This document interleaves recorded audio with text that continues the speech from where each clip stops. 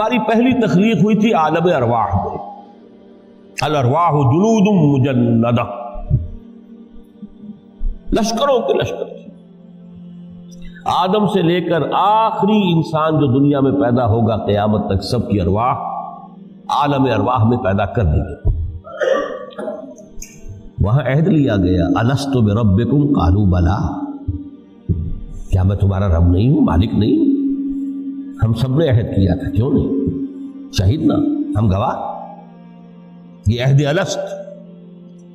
اور ظاہر بات ہے کہ عہد جو ہوتا ہے جب تک انسان کو اپنی ذات کا شعور نہ ہو، خود شعوری نہ ہو، آپ دنیا میں معاہدہ کرتے ہیں تو کہتے ہیں کہ بقائمی ہوش و حواس میں یہ عہد کر رہا ہوں، معاہدہ کر رہا ہوں، تو ظاہر بات ہے کہ اس وقت ہم تھے اور ہوش و حواس کے ساتھ تھے، خود شعوری کے ساتھ تھے، لیکن صرف ارواح کی، جسد نہیں تھی۔ اور یہی ہے وہ مقام جس کے بارے میں حضور نے سے جب پوچھا گیا کہ متى وجبت لک النبوۃ یا رسول اللہ، اللہ کے رسول آپ کو نبوت کب ملی؟ تو آپ نے فرمایا والآدم بین الماء والطین، ابھی آدم کا حیولہ جو ہے ابھی گارا گوندھ ہی رہا تھا، پانی اور گارے کے درمیان ہی تھے آدم، کہ میں اس وقت بھی نبی تھا۔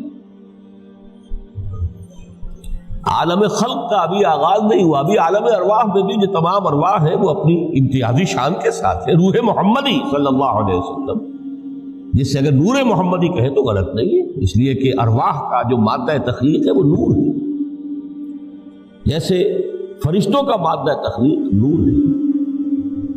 مسلم شریف میں حضرت عائشہ صدیقہ رضی اللہ تعالیٰ عنہ سے روایت موجود ہے، اللہ نے فرشتوں کو نور سے پیدا کیا۔ روح، فرشتے روح ہیں، ارواح ہیں، روح القدس، روح الامین، اور ارواح انسانیہ بھی روح ہے، یہ سب ان کا مادہ تخلیق نور ہے۔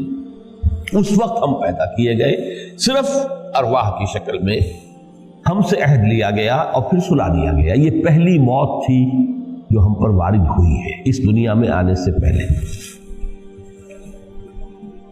اس لیے کہ سورہ مومن کی ایک آیت میں فرمایا گیا ہے کہ جہنم میں لوگ جو ہیں فریاد کریں گے، ربنا امتنا اثنتین واحییتنا اثنتین فاعترفنا بذنوبنا فهل الی خروج من سبیل، اے اللہ تو نے ہمیں 2 مرتبہ مارا، 2 مرتبہ زندہ کیا، تو اب ایک مرتبہ اور صحیح، کیا یہاں سے نکلنے کا بھی کوئی راستہ ہے کہ نہیں؟ اتنے مراحل سے تو ہمیں لے کر آیا ہے، ایک مرحلہ اور سی۔ تو یہ 2 موتیں کون سی ہیں؟ پہلی موت وہ تھی جب ارواح کو موت کی نیند سلا دیا گیا۔ پھر عالم خلق، جسے آج سائنٹسٹ کہتے ہیں، جس کا نقطۂ آغاز ہے بگ بینگ، عالم ارواح اس سے پہلے کی شے ہے، اس تک سائنس نہیں پہنچ سکتی، وہ سائنس سے ماورا ہے، لیکن جہاں سے سائنس شروع ہوتی ہے وہ عالم خلق کا آغاز ہے، بگ بینگ۔ وہ پھر مختلف مراحل، تنزل کے مراحل بھی آئے، ارتقاء کا مرحلہ بھی آیا، تفصیل میں جانے کا موقع نہیں ہے۔ بہت سے تنزلات کے مراحل اور بہت سے ارتقاء کے مراحل طے کر کے آدم تیار ہوا ہے۔ حضرت بیدل نے رحمت اللہ علیہ بہت خوبصورت شعر کہا ہے، ہر 2 عالم خاک شد تا بست نقش آدمی، اے بہار نیستی از قدر خود ہوشیار باش۔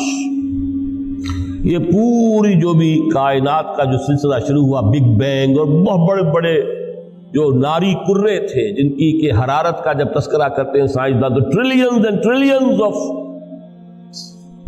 فارن ہائٹ، یہ ان کی اس وقت اس کی جو حرارت کا، لیکن پھر وہ ٹھنڈے ہوئے کچھ، اس میں سے پھر خاک کی تہ جو ہے زمین کے اس کرے پر آئی، ہر 2 عالم خاک شد۔ یہاں سے اب آدم کا حیولہ تیار ہوا، تا بست نقش آدمی، اس کے بعد ارتقائی مراحل ہے، اور پھر آدم کی وہ روح جو کولڈ سٹوریج میں تھی، جب وہ لا کر پھونکی گئی ہے، جسد آدم جو ہے وہ مسجود نہیں تھا، مسجود تو تب بنا ہے جبکہ اس میں روح آدم کو لا کر پھونک دی گئی. فَإِذَا سَوَّيْتُهُ وَنَفَخْتُ فِيهِ مِن رُوحِي فَقَعُوا لَهُ سَاجِدِينَ. یہاں سے حیات دنیاوی کا آغاز ہو گیا. پھر وہ سلسلہ تناسل ہے. آدم اور حوا کی نسل میں سے ہر بچہ 4 ماہ کے بعد جب اس کا ایک حیولہ رحم مادر میں تیار ہو جاتا ہے، حدیث ہے متفق علیہ عبداللہ ابن مسعود سے رضی اللہ تعالی عنہ، اور جس کے اندر آغاز میں وہ کہتے ہیں کہ حضور نے ہمیں یہ بتایا وَهُوَ الصادق المصدوق. دیکھنا تم کا شک میں نہ پڑ جانا. محمد کون ہے؟ الصادق المصدوق، جو سچے ہیں، جن کی سچائی کی اللہ گواہی دیتا ہے. کہ رحم مادر میں 40 دن تم نطفے کی شکل میں ہوتے ہو، پھر 40 دن علقہ کی شکل میں ہوتے ہو، پھر 40 دن تو مضغہ کی شکل میں ہوتے. پھر اللہ تعالیٰ فرشتے کو بھیجتا ہے جو اس میں روح پھونکتا ہے.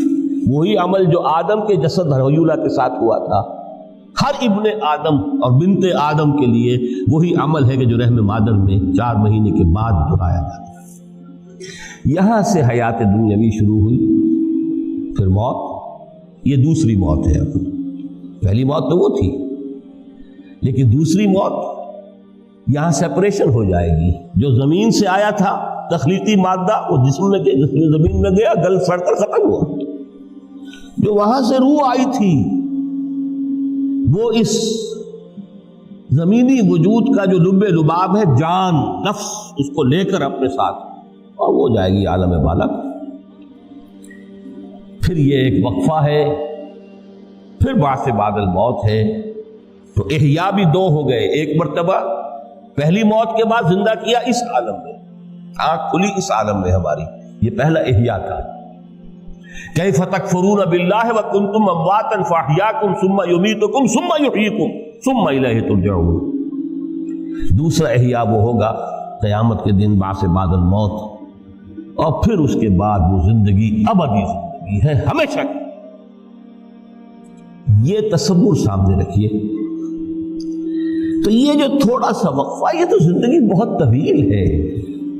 تو اسے پیمانہ امروز و فردا سے نناب جاویداں پہم دماں ہر دم جواں ہے. اس میں یہ وقفہ جو ہے، خلق الموت والحیات لیبلوکم ایکم احسن عملا، یہ اس جسد کے ساتھ اس روح کا اتصال، اور یہ 30 40 50 60 70 80 100 برس کی عمر، یہ ایک وقفہ ہے. یہ امتحانی وقفہ ہے. تمہیں جانچا جا رہا ہے، پرکھا جا رہا ہے. ایکم احسن عملا، اس کو بھی اقبال نے اسی نظم میں خوب بیان کیا ہے کہ قلزم ہستی سے تو ابھرا ہے مانند حباب، اس نیا خانے میں تیرا امتحان ہے.